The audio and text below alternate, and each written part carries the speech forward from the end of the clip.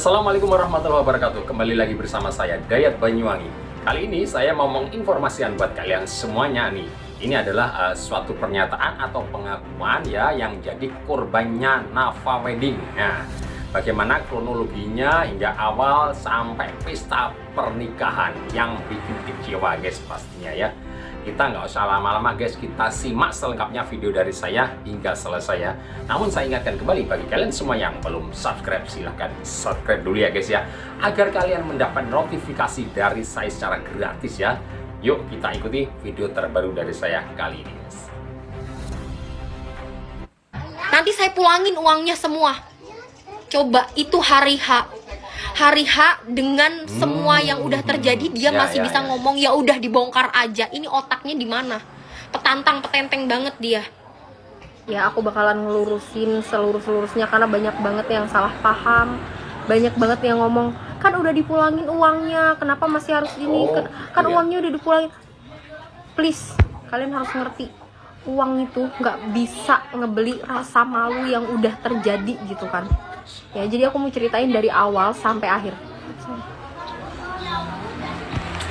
Jadi malam itu banyak yang nanya kenapa nggak diawasin Kak dari malam. Aku jam 12 malam itu belum tidur guys, belum tidur. Aku masih mondar-mandir ngeliatin dekoran.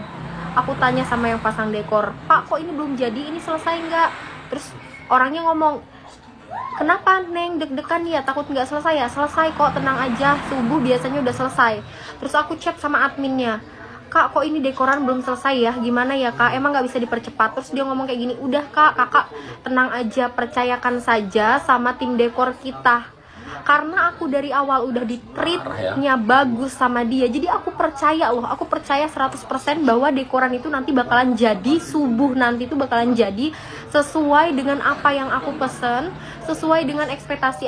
Nggak usah sesuai dengan ekspektasi lah, maksudnya layak aja, layak untuk dilihat, layak untuk difoto. Maksudnya kayak kursi segala macem itu bener-bener jauh dari kata layak. Sampai jam 2 aku make up, jam 2 aku masih tenang karena aku belum tahu kalau dekoran itu ternyata masih kosong melompong. Maksudnya kosong melompong itu kursi kuade nggak ada, kursi akad belum ada, kursi tamu belum ada. Dan ya kalian tahu itu dekoran bukan sesuai dengan yang aku request.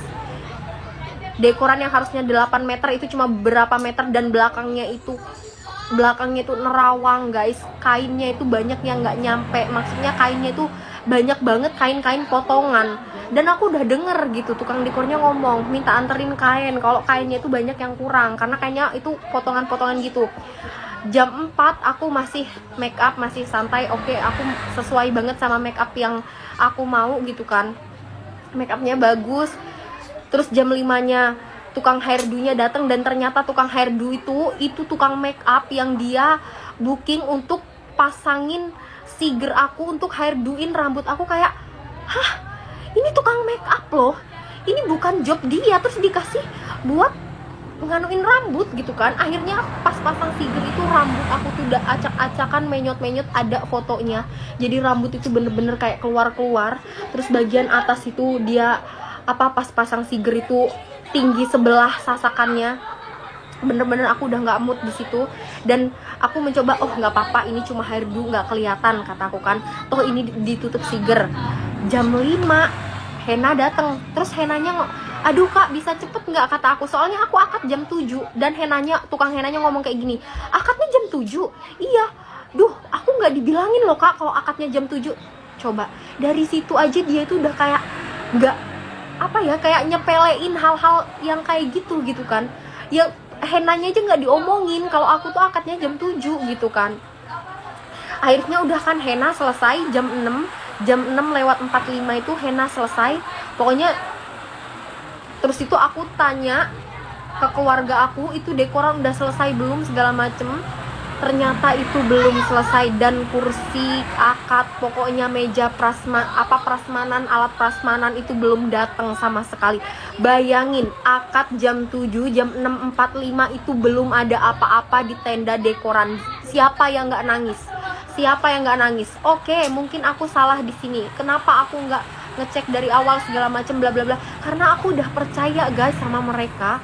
Aku udah percaya 100%, makanya aku bayar lunas semuanya sebelum hari H gitu kan.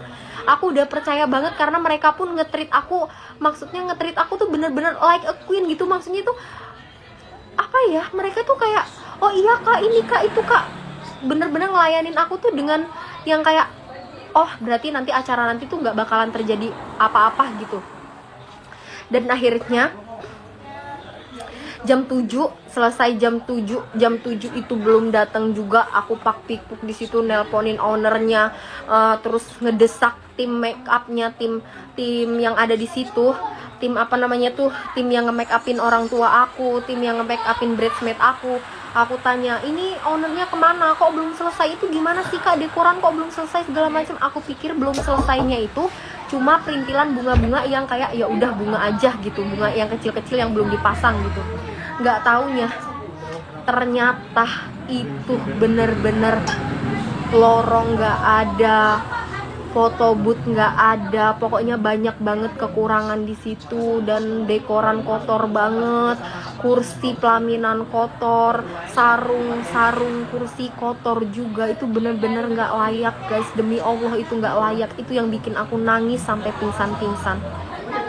Kalau dia klarifikasi katanya dekorannya nggak sesuai, bukan nggak sesuai guys, itu nggak jadi, dekoran nggak jadi. Bayangin, akad jam 7 aku undur sampai jam berapa, jam 10 aku baru akad. Bayangin siapa yang nggak sampai pingsan ngelihat dekoran kayak apa ya, kayak bekas diceker-ceker ayam. Kursi itu kotor, dekoran kotor, pada jebol, bagian depan nggak ada bunga sedikit pun. Sedangkan suami aku tuh ya udah jauh-jauh hari udah ngambil foto dari Lampung Utara ke Pringsewu, muter ngambil foto cuma buat dipajang nanti pas hari H di depan pintu apa itu, pintu masuk gitu kan. Harusnya ada standing mirrornya, itu nggak ada. Jangankan standing mirror, kotak amplop aja nggak ada. Demi Allah, aku tuh udah sampai kayak ya Allah, lemes banget ngelihat dekoran itu, sumpah acak-acakan banget. Akhirnya di situ aku udah habis ketemu akad, aku nangis, udah lemes, udah pingsan. Sampai acara sungkeman, acara adat itu semua berantakan, nggak ada. Karena apa? Karena di situ aku udah pingsan, udah nggak mood ngelihat dekoran yang segitu kotornya, segitu nggak layaknya untuk dilihat. Yang harusnya ada lorong dan harusnya ada foto manekin untuk pagi hari sebelum akad, ini nggak ada sama sekali. Dan kalau dia ngomong dia mau perbaiki, dia mau tanggung jawab, pikir dong, jam 11 siang dia nganter 2 mobil kursi sama dekoran. Dipikir itu tamu udah rame di dalam tenda, itu semua full tamu, dan dia mau ngangkat-ngangkat kursi, mau ngebenerin dekoran. Itu muka saya mau taruh mana? Coba bayangin, muka orang tua saya mau taruh mana? Siapa yang gak kesel kayak gitu? Kecuali dia mau tanggung jawab, dia ngomong klarifikasi, saya sudah tanggung jawab, saya sudah bertanggung jawab. Itu memang kewajiban kamu gitu, seharusnya diselesaikan sebelum acaranya. Ini acara sudah berjalan setengah, bisa-bisanya dia ngomong saya sudah bertanggung jawab, tapi Teh Wulannya malah nggak mau dan malah ngusir tim dekor kita. Ya siapa yang nggak ngusir? Kamu pikir aja jam 11 siang lagi rame-ramenya tamu, terus kamu mau ngacak-ngacak dekoran yang emang udah acak-acakan itu dan nggak layak itu? Berpikir dong. Sebenarnya saya tuh nggak mau nge-up video kayak gini nih kalau nggak karena Nafa weddingnya duluan yang ngeduluin.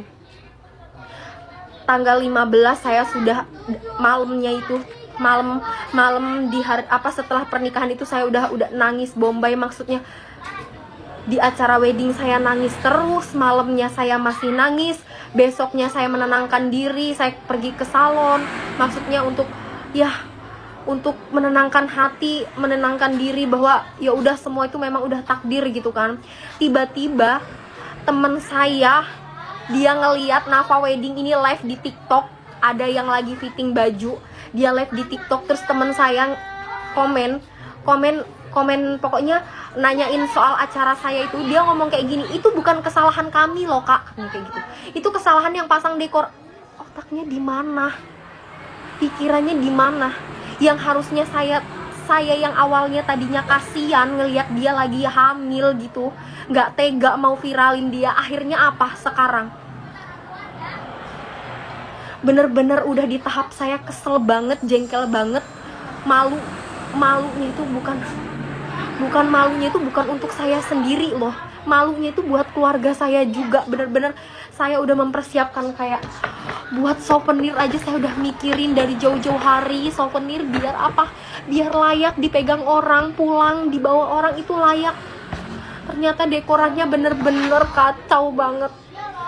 Demi Allah, itu dekoran kayak kandang ayam, kotor dan belum siap. Makanya kalau dia bilang tidak sesuai, bukan nggak sesuai kak, bukan nggak sesuai. Kalau nggak sesuai mungkin masih bisa saya terima. Ini dekoran nggak selesai dan tidak layak pakai. Denger itu. Terus kenapa sih kak, kok kakak milihnya dekorasi dari Nafa Wedding? Karena memang aku tuh sebenarnya udah survei beberapa tempat, dan memang dari awal aku bilang dari awal yang nge-treat like a queen itu memang dari Nafa Wedding ini. Makanya aku kayak percaya buat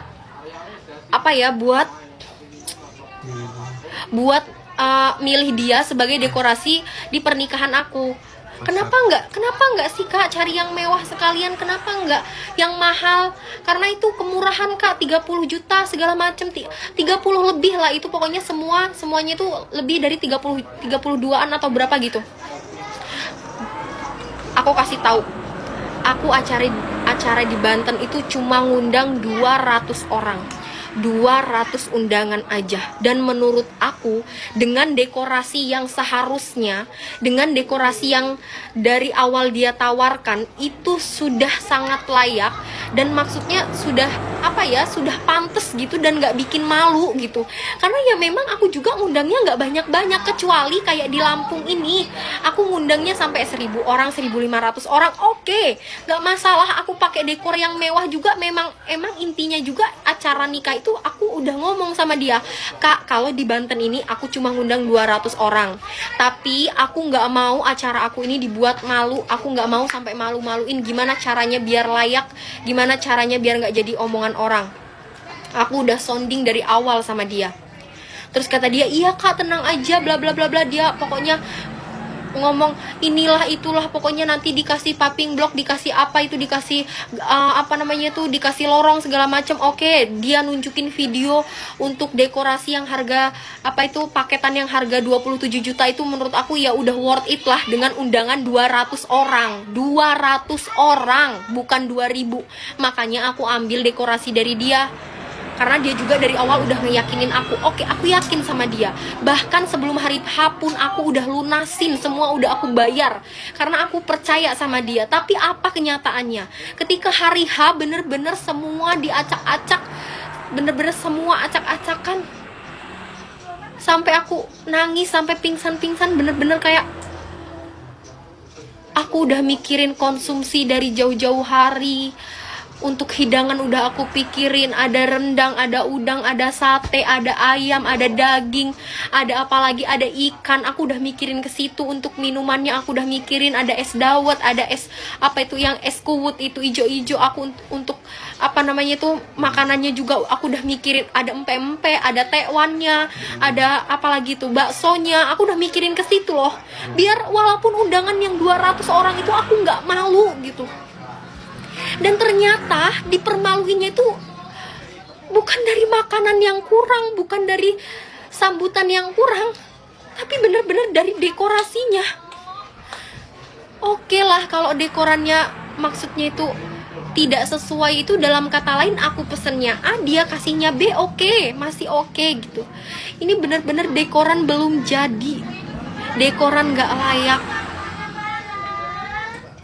Dan kalau ada yang ngomong, kan udah dikembaliin kak uangnya 15 juta. Hey, kalian pikir momen sekali seumur hidup itu bisa dibayar dengan 15 juta? Terus bagaimana dengan persiapan saya yang mempersiapkan seragam, mempersiapkan makanan, souvenir, dan lain-lain, mempersiapkan tenaga, pikiran, hancur gitu aja. Sebenarnya saya nggak mau nge-up seperti ini di TikTok, itu saya nggak mau. Tapi saya ngerasa kok Nafa Wedding ini setelah melakukan hal seperti ini sama saya, dia nggak ada ngerasa bersalah ya, nggak ada ngerasa iba ya. Karena pas sore dia minta maaf jam 3 pas hari H itu dia ke rumah, dia ngomong, kayaknya Kak setelah kejadian ini aku nggak bakalan terima vendor dulu, nggak bakalan terima bookingan dulu, kayaknya aku bakalan evaluasi dulu, sambil nangis-nangis muka melas dia itu. Dan ternyata apa, pulang dari lokasi besoknya dia nge-live, dan temen aku komen, dia malah jawab, itu bukan tanggung jawab kami, itu salah yang ngedekor. Ini pikirannya di mana? Segini aku udah nahan gak mau ngeviralin dia, tapi dia sendiri yang ngomong kayak gitu. Siapa yang gak sakit hati? Bahkan kalaupun dia balikin semua uangnya, itu gak bakalan bisa ngebeli rasa malu aku.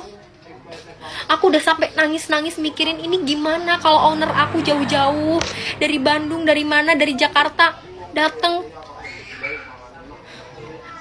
ke pernikahan aku, ngeliat dekoran kayak gitu, yang dimana depannya aja itu bener-bener tali rapiah. Ya Allah, tali rapiah, bayangin, tali rapiah amburadul, jebol, kotor, kayak aku sampai nggak bisa berkata-kata lagi. Dan dia malah bikin klarifikasi seolah-olah dia itu udah bertanggung jawab banget dan merasa tersakiti. Itu yang bikin aku kesel. Kenapa aku di IG nge-DM dia ngomong, gimana Kak rasanya? Enak nggak dipermaluin? Kenapa aku ngomong kayak gitu? Ya karena dia duluan yang mulai. Aku loh dari awal udah diem. Aku dari awal udah mendem, walaupun aku sampai nangis, sampai ibarat kata yang harusnya malamnya aku berbahagia, ini aku malah full nangis. Coba bayangin. Yang awalnya aku nggak mau ngeviralin segala macam, akhirnya aku up seperti ini karena aku nggak mau pengantin-pengantin lain yang memang cuma ngelaksanain satu acara terus tiba-tiba rusak gara-gara dia itu aja. Aku nggak mau korbannya bertambah lagi. Kasian. Oke lah kalau aku mungkin setelah acara di Banten aku masih ada acara di Lampung.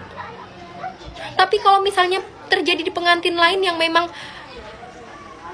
cuma bikin acara sekali aja seumur hidup, itu rasanya gimana? Sedangkan aku aja ngerasa pokoknya hancur banget. Semua yang udah dipersiapin, aku pengen foto kayak gini, pengen konten kayak gini, sampai aku nyewa wedding konten kreator, akhirnya apa? Akhirnya cuma buat ngevideoin aku nangis doang. Itu sakit banget loh.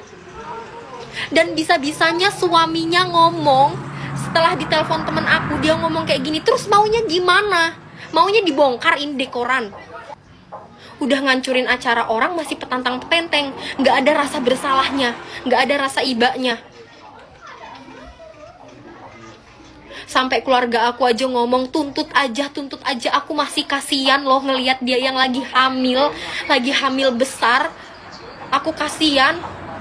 Bahkan nyuruh dia bikin video klarifikasi aja aku nggak tega. Tapi aku malah kayak giniin. Coba bayangin gimana rasanya jadi aku. Stres emang. Udah ya, aku udah klarifikasi, udah aku ceritain semua. Jadi kalau masih ada yang komen kan udah dipulangin, kan udah bertanggung jawab.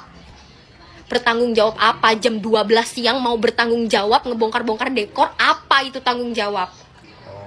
Emang dia pikir dengan 15 juta itu bisa membeli rasa malu saya ini? Hah?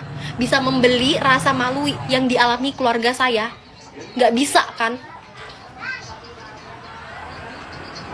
Dia malah bikin klarifikasi yang bikin saya tambah panas, yang bikin saya makin gak ikhlas. Yang awalnya saya mau ikhlas, saya mau ridho, akhirnya apa? Akhirnya saya makin emosi.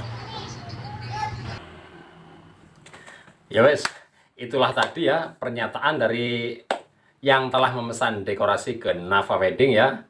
Semoga semua ini menjadi pelajaran buat kita semua. Jangan sampai terjadi kronologi atau peristiwa seperti yang saya suguhkan tadi ya guys ya. Kita perlu berhati-hati ya, dan perlu dijelaskan dulu lah ini ya. Oke, saya akhiri sampai di sini dulu dan saya ucapin terima kasih. Wassalamualaikum warahmatullahi wabarakatuh.